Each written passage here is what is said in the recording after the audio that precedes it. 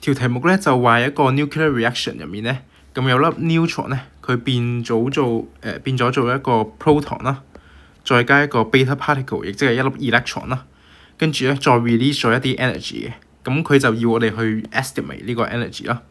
咁首先第一步咧，我哋就要計 energy in terms of mass 嘅 energy in terms of mass 咧，咁其實咧就係mass of neutron 減 mass of proton 再減 mass of electron 咯。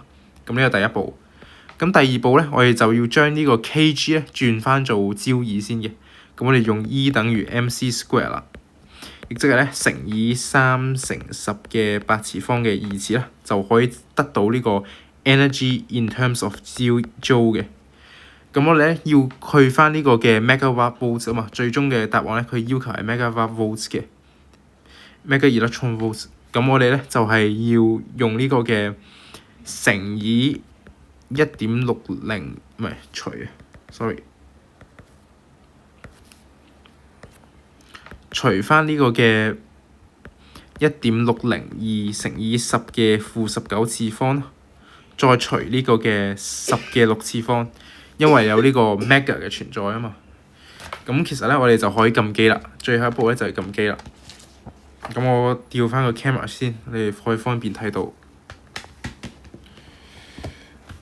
咁咧 mass of the energy release in terms of 呢個嘅in terms of 呢個嘅 mass 咧就係用 mass of neutron 即係16749啊，再減呢個嘅 mass of proton 啊16726啊，咁乘10嘅負31次方我哋等間會 introduce 嘅，再減翻個 electron 嘅質量，再乘以10嘅負31次方。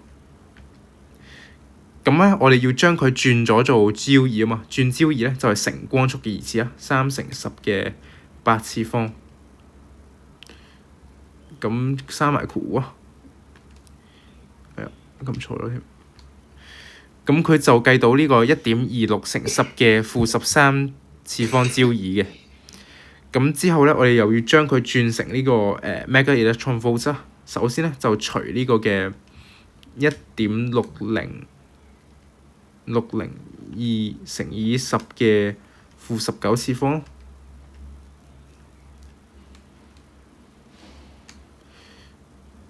咁接下來咧，我哋咧就可以將呢個嘅answer 咧再除翻10嘅6次方嘅。咁答案咧，我哋成功咁樣將呢個轉換成呢個 mega electron volts，亦即係0.7865 MeV 啊。答案咧就係最接近咧就係0.79嘅。